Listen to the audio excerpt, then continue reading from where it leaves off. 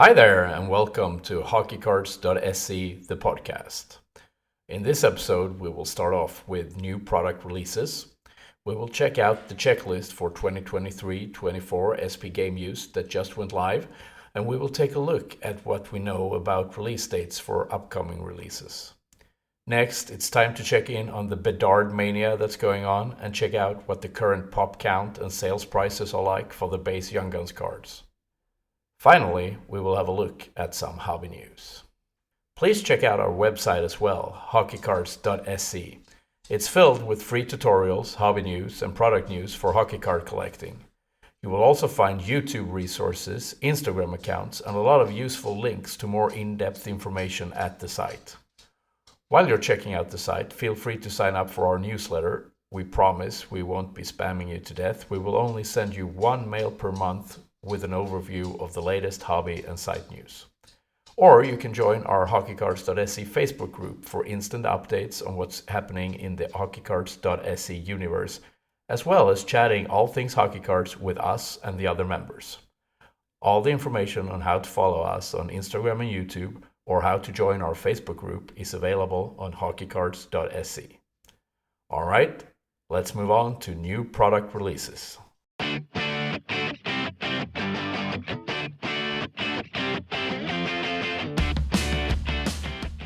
The latest updates to the release calendar is that 2023-24 SP Game Used is set to release on April 3rd, 2023-24 Skybox Metal Universe on April 17th, and SP Authentic, along with SP Hockey, is set to release July 3rd.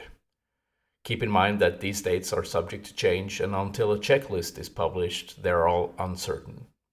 We saw the Parkhurst Champions release be pushed forever, and yet that was nothing compared to what we saw in 2021, when everything was constantly delayed by months and in some cases even years. There's also National Hockey Card Day on April 13th, where Upper Deck typically prints promo packs for distribution at card shop events. There's also a lot of products that hasn't been given a release date yet, so this list is subject to rapid change.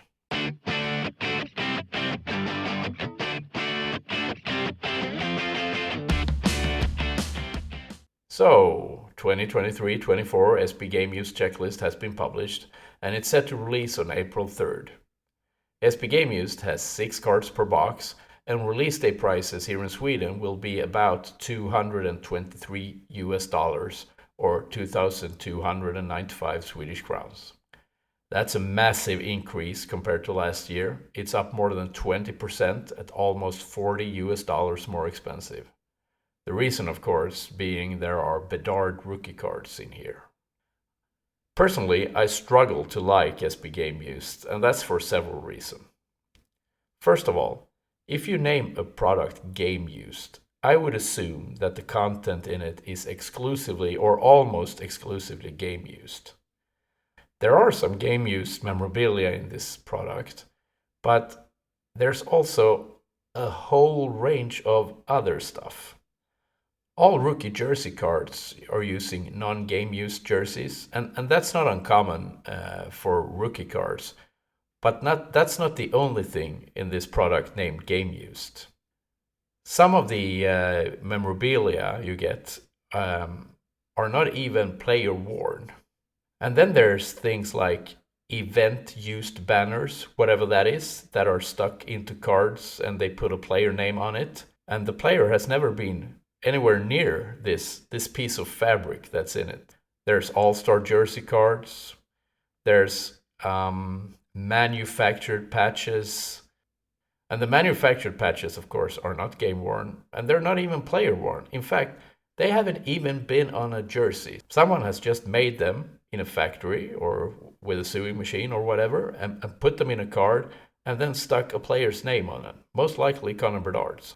Then there's memorabilia cards like net cards, where you get a piece of a net from a goal in the card. And this memorabilia is actually game used, so you can trace it to a specific game or specific event, like the All-Star game, or like Connor Bedard's first game, or Stadium Series, or wherever it's from. but I struggle to see the connection to the player. There's a piece of basically the rink equipment in a card with the player's picture and the player's name on it. Player has never worn it, the player has never used it, it's just been there at the game. You're not guaranteed an auto in this product. Despite the price being $220, you're not guaranteed an auto, and most of the autos, if not all of them, will be sticker autos. Of course, there are some fantastic cards in this product as well. So this is a high stakes, hit and miss product.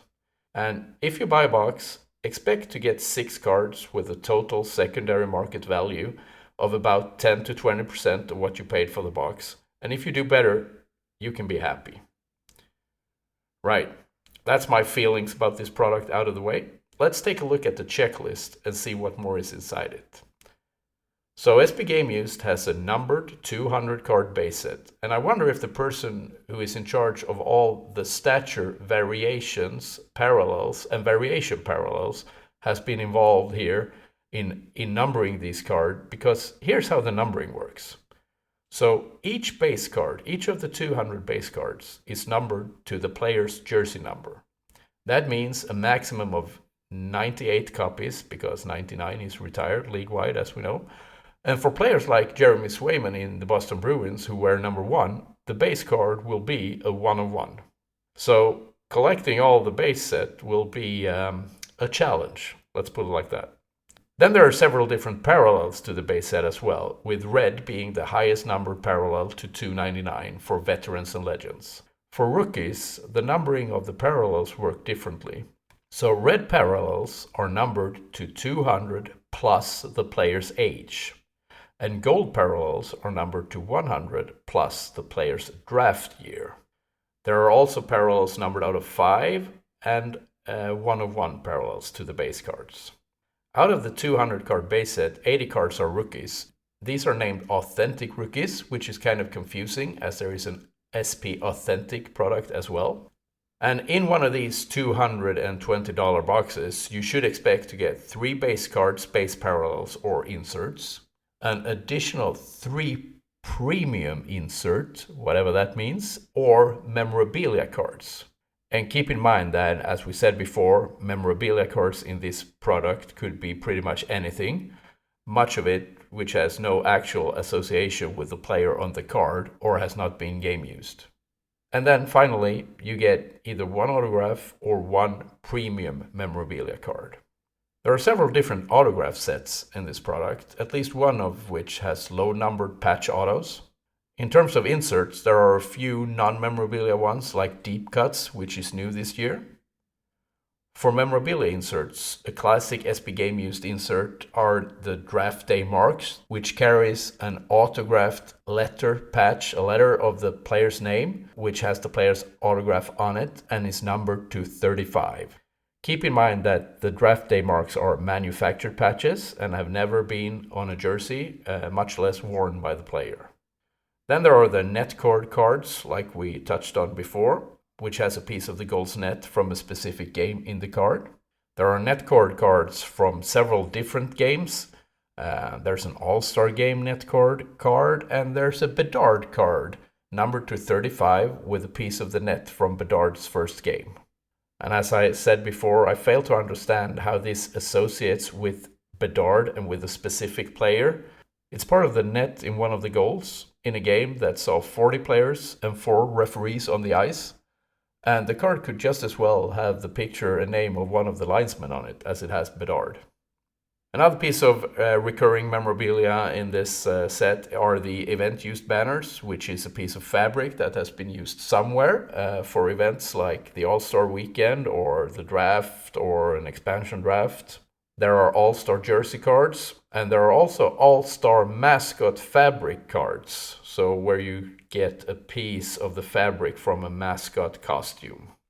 All in all, the checklist has over 4,000 unique cards on it, so a complete run-through would take us hours. Let's just say that with 6 cards per box, there will be a lot of variety in different boxes. If you want a deeper dive into the checklist, you can find a link to it on Hockeycards.se under new product releases.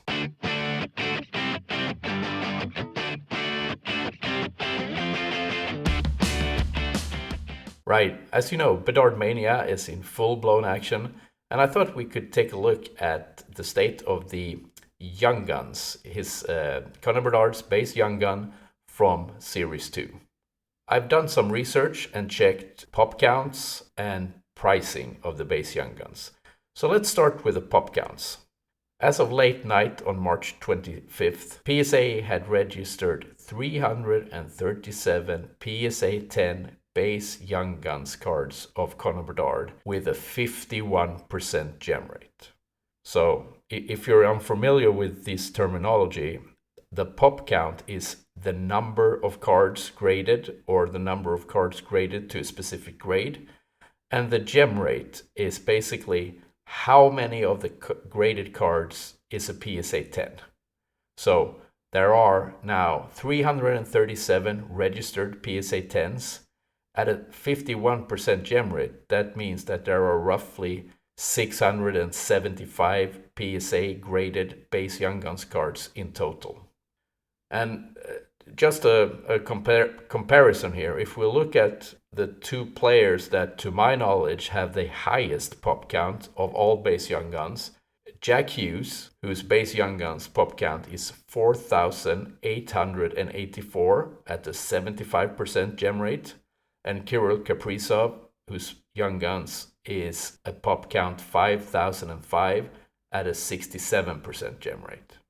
Now, we're probably only seeing the fast-tracked express PSA graded cards in the pop count reports, and we're still to see the regular graded cards. So the ones who are graded now are the ones where the people who sent them in chose the express track, paid extra money to get it graded quickly, probably to be able to have one of the first PSA 10s, to be able to sell them quickly, to sell them at a high price. And since 2023-24 Series 2 is likely the most produced hockey product ever, I would assume that we're facing a tsunami of PSA 10s coming our way as soon as the fast track grades are out of the way and we get to see the regular grading pick up. So my personal opinion is that I think it's extremely likely that we will see the pop count exceed 10,000 cards, maybe even by the end of this year. As pop counts rises, it's reasonable to assume that prices will come down as well, if nothing else than due to basic supply and demand theory. In the initial stages of a release, with all the hype and FOMO going on, fear of missing out, prices will soar because there is so little supply. I think, however, that we will see that there will be an abundant supply of base Young Guns, enough to meet and exceed the market demand. I'm not an investment advisor and I won't be giving any financial advice here, but if you're buying to invest in Bedard, you need to understand how supply and demand works and you need to understand what the pop count means. If you buy a numbered card, say numbered out of 250, then you will have control over the pop count. If the card is only printed in 250 copies, the pop count can never exceed that amount. With the print runs of Series 2, I wouldn't be surprised if there are 100,000 or more base Young Guns out there of Conor Bedard. So, with 100,000 base Young Guns available once everybody has ripped all the packs, there will be a huge supply and maybe not as much demand. Whereas a card numbered to 250 will only ever have 250 copies.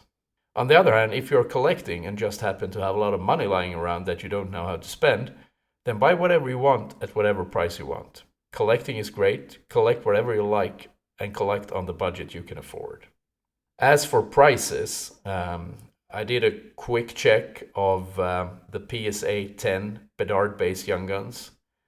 Now, the first PSA 10 sold for $7,286 US.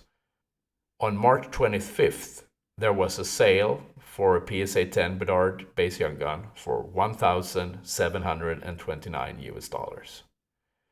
So I believe that what we're seeing in the first sale is the workings of supply and demand, the workings of the hype and of the fear of missing out. And what we're seeing in the sale yesterday is that supply and demand are starting to even out. And maybe people are starting to see also what the hype and the FOMO is about. But let's see. Prices typically stabilize maybe three to 6 months after a release. So let's see where we are then, and let's see what the pop count is like then. So let's check in on this again in future episodes.